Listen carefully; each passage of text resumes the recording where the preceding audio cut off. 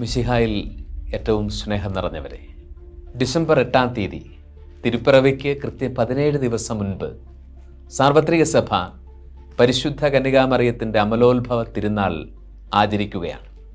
1884 December മാസം 8-ാം തീയതി പരിശുദ്ധ പിതാവ് പിയൂസ് 9 മാർപ്പാപ്പ ഇനഫബലിസ് ദേവൂസ് അഥവാ അവാച്യനായ ദൈവം എന്ന തിരുവഴുത്തിലൂടെ പരിശുദ്ധ കന്യകാമറിയത്തിൻ്റെ അമലോത്ഭവം എന്ന സഭയുടെ നൂറ്റാണ്ടുകൾ നീണ്ട വിശ്വാസ സത്യത്തെ എല്ലാവരും അംഗീകരിക്കേണ്ട ഒരു വിശ്വാസ സത്യമായി സാർവത്രിക സഭയിൽ പ്രഖ്യാപിക്കുകയാണ്.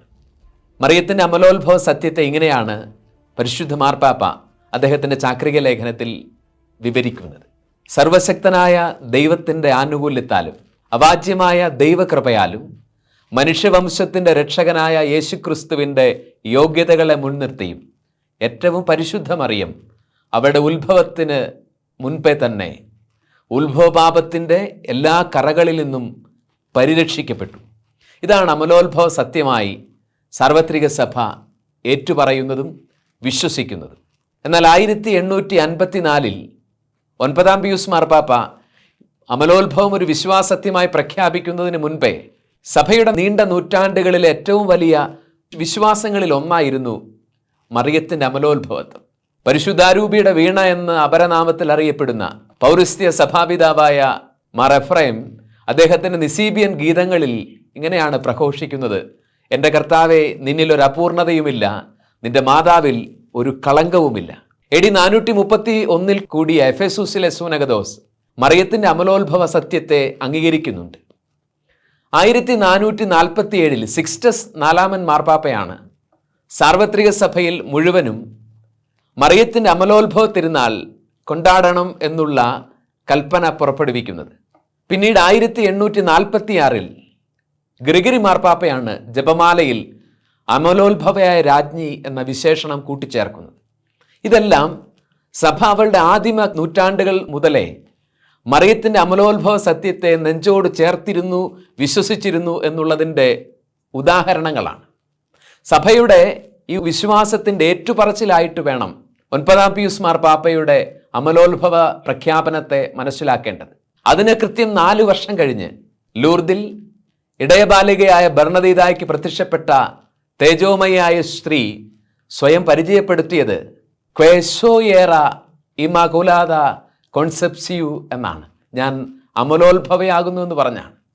അതായത് സഭയുടെ നൂറ്റാണ്ടുകൾ നീണ്ട വിശ്വാസത്തെയും പരിശുദ്ധ മാർപ്പാപ്പയുടെ പ്രഖ്യാപനത്തെയും പരിശുദ്ധ കന്യകാമറിയം തന്നെ അംഗീകരിക്കുന്നു എന്നുള്ളതിൻ്റെ ഏറ്റവും മനോഹരമായ ഉദാഹരണമാണ്, തെളിവാണ് ക്വെസോയേറ ഇമ്മാക്കുലാദ കോൺസെപ്സിയൂസ്, ഞാൻ അമലോത്ഭവയാകുന്നു എന്ന് പറഞ്ഞ് മറിയം സ്വയം പരിചയപ്പെടുത്തുന്ന വാക്യം. പരിശുദ്ധ കന്യകാമറിയത്തിൻ്റെ അമലോത്ഭവ തിരുനാളിനെ ധ്യാനിക്കുമ്പോൾ വേദപുസ്തകത്തിന് വിരുദ്ധമായ യാതൊരു വിശ്വാസ പ്രഖ്യാപനവുമല്ല ഈ തിരുനാളിൽ ഉള്ളത് എന്ന് ഓരോ വിശ്വാസികളും മനസ്സിലാക്കേണ്ടതുണ്ട്.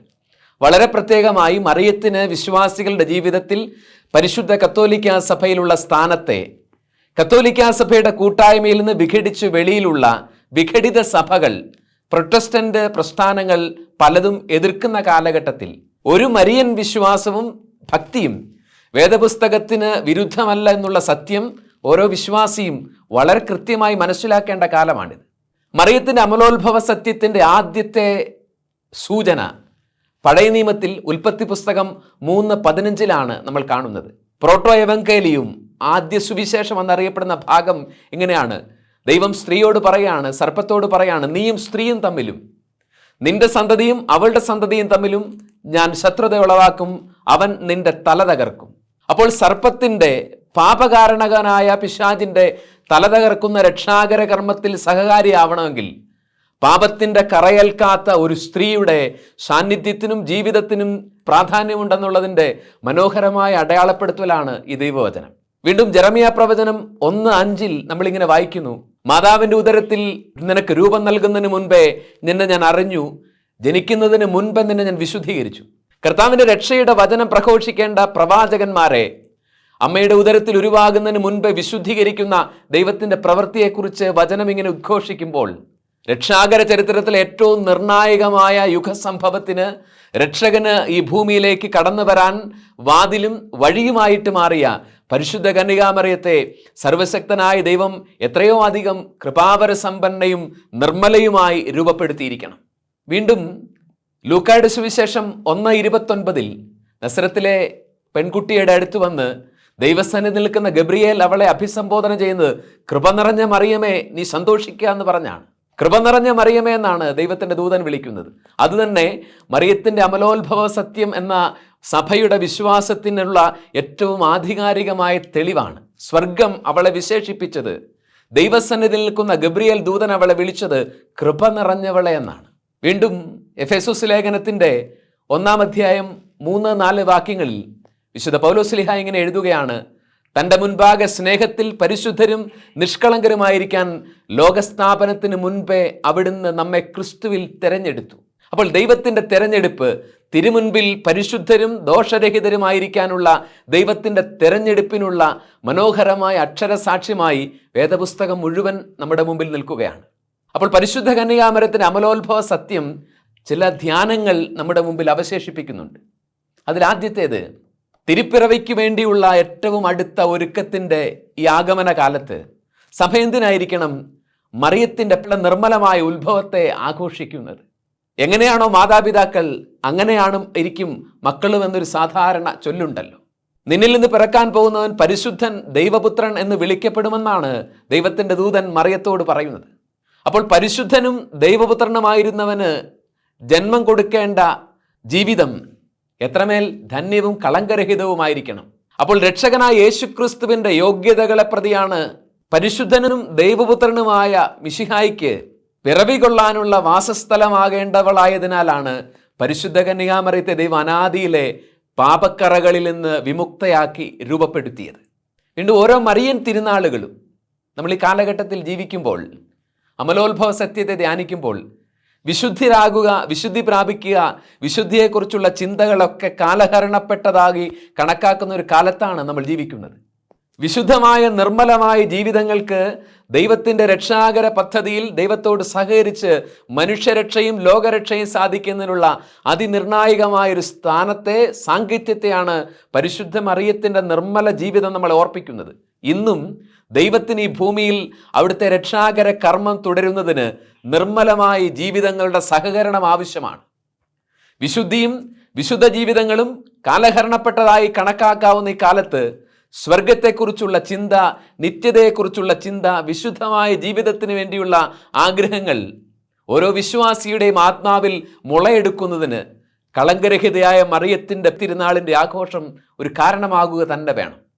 ഓരോ മറിയൻ തിരുനാളുകളും മറിയത്തിലേക്ക് നോക്കാനല്ല നമ്മളെ ക്ഷണിക്കുന്നത്. ഈ അമലോത്ഭവ തിരുനാളും അങ്ങനെ തന്നെയാണ്. നിർമ്മലയായ പരിശുദ്ധ മറിയത്തോടൊപ്പം അവളെ അനാദിയിലെ തൻ്റെ രക്ഷാകര കർമ്മത്തിൻ്റെ ഭാഗമാക്കാൻ കളങ്കരഹിതയായി രൂപപ്പെടുത്തിയ സർവശക്തൻ്റെ വിശ്വസ്തതയുടെ, അവൻ്റെ കരുണയുടെ ഉദാരതയിലേക്ക് നോക്കാനാണ് ഈ തിരുനാൾ നമ്മളെ ക്ഷണിക്കുന്നത്. അവിടുന്ന് തൻ്റെ വാഗ്ദാനങ്ങളിൽ വിശ്വസ്തനായിരുന്നു. പറുദീസയുടെ കവാടത്തിൽ വെച്ച് ആദി മനുഷ്യനോട് ചെയ്ത രക്ഷയുടെ വാഗ്ദാനത്തെ നീണ്ട സഹസ്രാബ്ദങ്ങളും നൂറ്റാണ്ടുകളും കഴിഞ്ഞിട്ടും ദൈവം മറന്നില്ല എന്നുള്ളതിൻ്റെ ഓർമ്മപ്പെടുത്തലാണ്, അടയാളമാണ് പരിശുദ്ധ കന്യകാമറിയത്തിൻ്റെ പാപരഹിതമായ ഉത്ഭവം എന്ന് പറയുന്നത്. അവിടുന്ന് വാഗ്ദാനങ്ങളിൽ വിശ്വസ്തനാണ്.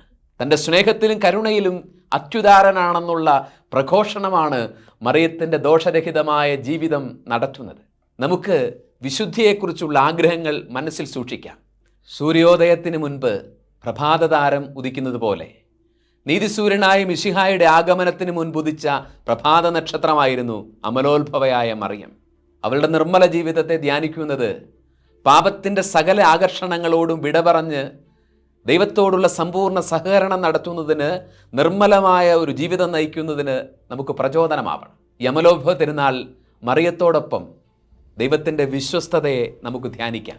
വിശ്വപ്രസിദ്ധ ഇംഗ്ലീഷ് കവിയായ വില്യം വേർഡ്സ്വർത്ത് മറിയത്തെ ഇങ്ങനെ വിശേഷിപ്പിക്കുന്നുണ്ട്: the solitary boast of tainted humanity. അതേ, അവൾ കറപുരണ്ട ഈ മനുഷ്യപ്രകൃതിയുടെ ഏകാഭിമാനമാണ്. കറപുരളാതെ ജീവിക്കാൻ പറ്റുമെന്നുള്ള ഓരോ ക്രൈസ്തവൻ്റെയും പ്രത്യാശ കാൽവരിയോളം വിശ്വസ്തയും ദോഷരഹിതയുമായി ജീവിച്ച പരിശുദ്ധ മറിയത്തിൻ്റെ വിശുദ്ധ ജീവിതമാണ്. ആ നിർമ്മല ജീവിതത്തോട് ചേർന്ന് സർവശക്തൻ്റെ വിശ്വസ്തതയുടെ ഉദാരതയെ ധ്യാനിക്കാനുള്ള അവസരമാവട്ടെ ഈ തിരുനാൾ നമുക്കെല്ലാവർക്കും. ആമേൻ.